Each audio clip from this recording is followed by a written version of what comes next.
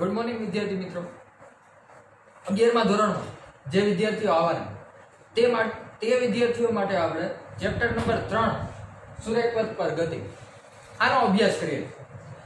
આ ચેપ્ટરના આગળના વિડીયોમાં આપણે પ્રવેગી ગતિના સમીકરણો આલેખની રીતની મદદથી મેળવવાના.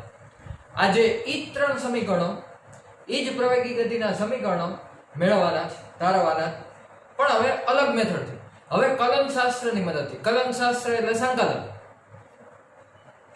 મેથ્સની આખી બીજી એક બ્રાન્ચ છે કલન શાસ્ત્ર, સંકલન. હવે સંકલનની મદદથી આ સૂત્રની તારવણી કરવાની છે, બરાબર? તો એ કલન શાસ્ત્રની મદદથી સૂત્રની તારવણી કરતા પહેલા કલન શાસ્ત્રનો થોડોક પરિચય લેવો પડે કે ભાઈ સંકલન કઈ રીતના થાય, સંકલનના સૂત્રો ક્યાં ક્યાં, એનો ઉપયોગ કરી અને આ 3 સમીકરણોની તારવણી કરવાની છે. તો જો તો સંકલનના કોક મૂળભૂત સૂત્ર કે જેનો ઉપયોગ આ ડેરિવેશન માટે થાય છે, એ મૂળભૂત સૂત્ર આ મુજબના છે. આ સંકલનની નિશાની દર્શાવે. સંકલન dx એટલે કે આ એવું દર્શાવે છે કે x ઘટકનું સંકલન કરવાનું છે અથવા તો x ની સાપેક્ષે સંકલન કરવાનું છે, બરાબર? તો સંકલન dx એટલે x, ત્યારબાદ સંકલન x dx, સંકલન x dx. તો સંકલનનો મૂળભૂત એક નિયમ છે. જો અહીંયા x ની ઉપર ઘાત કઈ દેખાતી નથી, કઈ ઘાત ન હોય એટલે ઘાત 1 હોય. તો સંકલનનો મૂળભૂત નિયમ છે જે ઘાત હોય ઘાતમાં 1 ઉમેરવું, એટલે કે x ની ઉપર એક ઘાત છે, 1 માં 1 ઉમેરો એટલે x², બરાબર?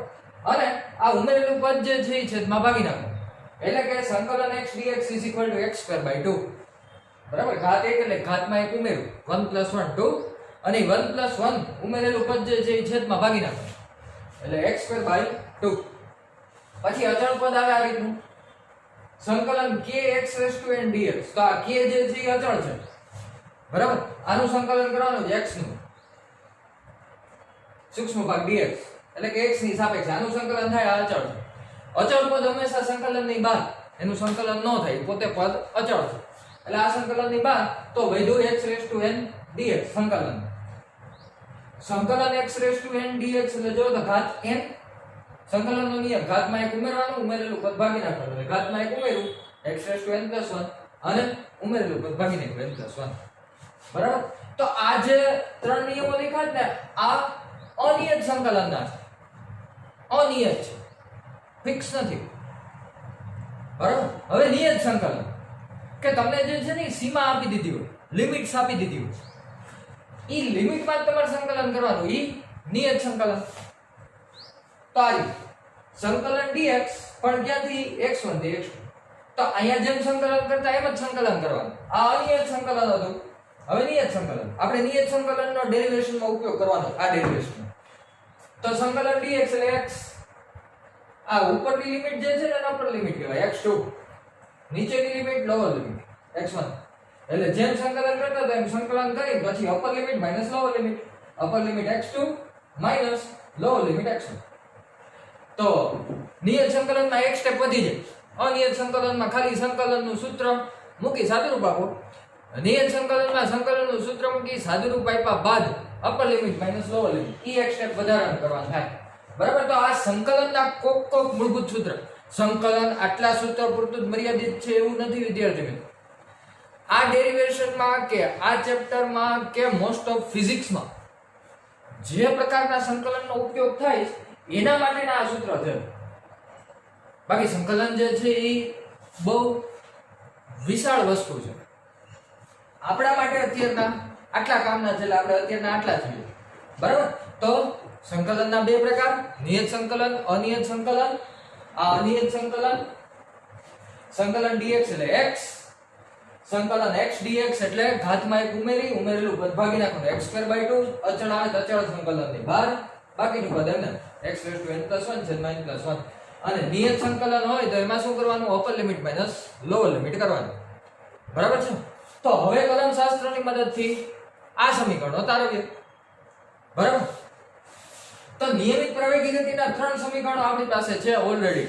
છેલ્લા વિડિયોમાં તારવેલા છે આપણે આલેખની રીતની મદદથી. આ ત્રણ સૂત્ર આવા હતા. v v0 at d v0t + 1/2 at² અને v² - v02 2ad.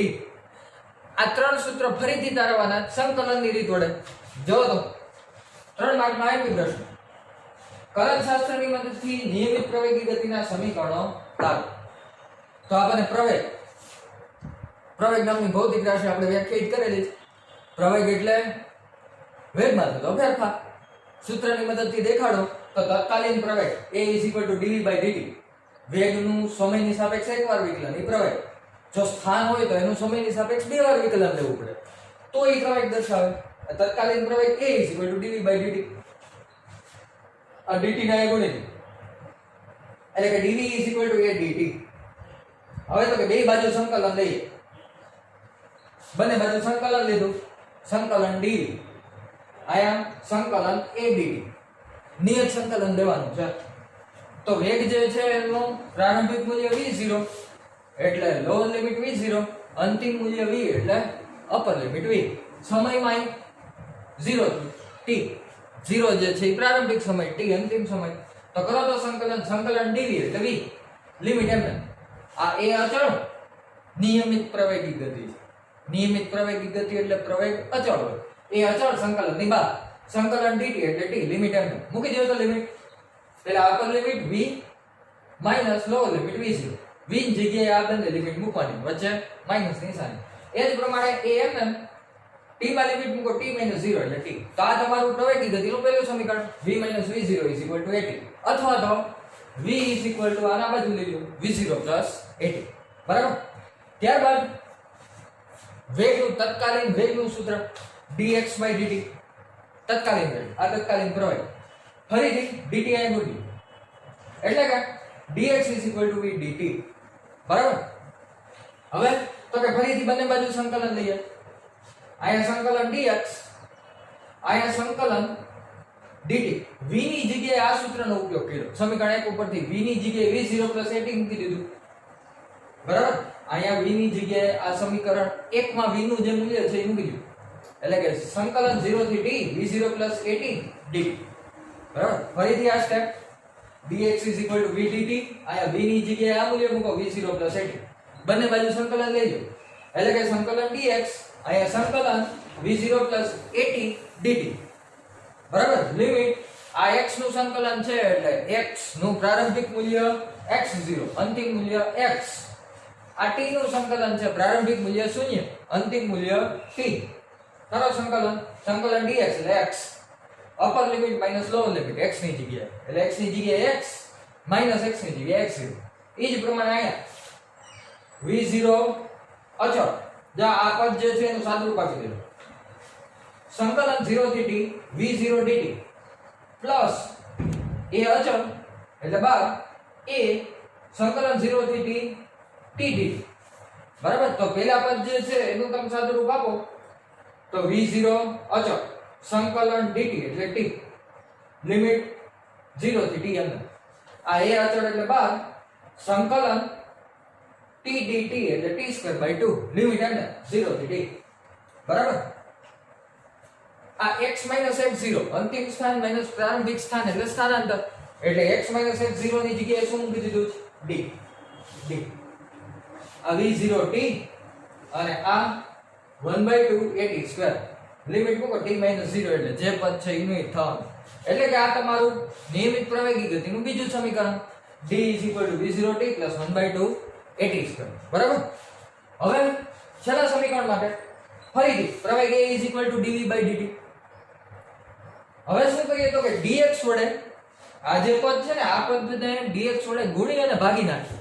જારી dv/dx આ dx વડે ભાગ્યું અને dx/dt આ dx વડે ગુણ્યું. આ બે એમ હતા dv/dt હતા ઓલરેડી અને dx વડે ગુણી ભાગી નાખ્યું. ગુણો અને ભાગો એટલે મૂલ્યમાં કોઈ ફેર ન આવે. બરાબર. એટલે કે આ dx વડે ભાગી નાખ્યું dv/dx, આ dx વડે ગુણી નાખ્યું dx/dt. બરાબર. એ એમ આ dx ને અહીંયા લીધું એટલે a dx. બરાબર. આ dx/dt એટલે v અહીંયા લીધું એ પ્રમાણે dx/dt v એટલે આ જગ્યાએ v મૂકી દો તો અહીંયા શું કીધું dx અહીંયા આવી ગયો આ v into dv. એટલે પદ આ રીતનું થયું a into dx is equal to v into dv. બરાબર. હવે આમાં સંકલન કરો બંને બાજુ સંકલન, એટલે કે સંકલન a dx આ બધું સંકલન પ્લસ is equal to સંકલન v dv. લિમિટ મૂકો. આ x નું સંકલન છે એટલે પ્રારંભિક મૂલ્ય x0 અંતિમ મૂલ્ય x. આ v નું સંકલન છે એટલે પ્રારંભિક મૂલ્ય v0 અંતિમ મૂલ્ય v. એ અચળ એટલે સંકલન dx એટલે x લિમિટ લે એટલે આયા v dv નું સંકલન v²/2 લિમિટ એટલે. બરાબર. હવે તો આ 2 જે છે આયા ગુણી નાખીએ એટલે કે 2a upper limit minus lower limit એટલે x - x0. બરાબર. આયા upper limit minus lower limit, upper limit એટલે v²/2 2 તો અહીં ગુણી નાખ્યો એટલે v² - v0². ફરીથી આ 2 અહીંયા ગુણી દો એટલે 2a x - x0 upper limit minus lower limit. અહીંયા 2 તો વયો ગયો, અહીંયા ગુણાઈ ગયો એટલે વધ્યું શું તો કે અપર લિમિટ v² - v0². આ ફરીથી x - x0 એટલે d. તો v² - v0² = 2ad. આ પ્રવેગી ગતિનું ત્રીજું સમીકરણ. બરાબર. તો બે રીત થઈ વિદ્યાર્થી મિત્રો પ્રવેગી ગતિના સમીકરણો તારવવા માટેની. એક આલેખની રીત, બીજી કલનશાસ્ત્રની. બંને મહત્વના છે. આજે કલનશાસ્ત્રની મદદથી નિયમિત પ્રવેગી ગતિના સમીકરણો તારવીએ જ ને, ઈ તમારી ટેક્સ્ટ બુકમાં થિયોરિટિકલ પોર્શન નથી. ઈ એક એક્ઝામ્પલ છે, ઉદાહરણનો દાખલો. બરાબર. પણ એને હેડિંગ આપી અને થિયરીની જેમ રિપ્રેઝન્ટ કરેલું છે. એટલે કે થિયરીમાં પણ આ વસ્તુ પૂછાઈ શકે અને દાખલામાં પણ પૂછાઈ શકે. બરાબર. 3 માર્ક માટે IMP દાખલો અથવા થિયરી કલનશાસ્ત્રની મદદથી નિયમિત પ્રવેગી ગતિના સમીકરણ. બરાબર છે. હવે પછીના નેક્સ્ટ વિડિયોમાં આપણે આ 3 સમીકરણોને આધારિત દાખલા અને MCQ ઈ વસ્તુ જોશું. આ 3 સમીકરણો જે છે ને એનો વિદ્યાર્થી મિત્રો તમારે 12મું પૂરું થશે, કોમ્પિટિટિવ એક્ઝામ પૂરી થશે ત્યાં સુધી ઉપયોગ રહેશે. એટલે કે તમે સાયન્સમાં જ્યાં સુધી ફિઝિક્સ ભણતા હશો 11 12 સાયન્સમાં ત્યાં સુધી આ ત્રણેય સમીકરણોનો ઉપયોગ આવશે. 12th માં પણ આવશે. અને કોમ્પિટિટિવ એક્ઝામમાં આ 3 સૂત્રનો ઉપયોગ થતો હોય એવા MCQ ઘણા બધા પૂછાય. બરાબર. એટલે હવે પછીના વિડીયોમાં આપણે આ 3 સૂત્રનો ઉપયોગ થાય એવા દાખલાઓ અથવા તો MCQ એનો અભ્યાસ કરીશું. Stay at home, stay safe. Thank you.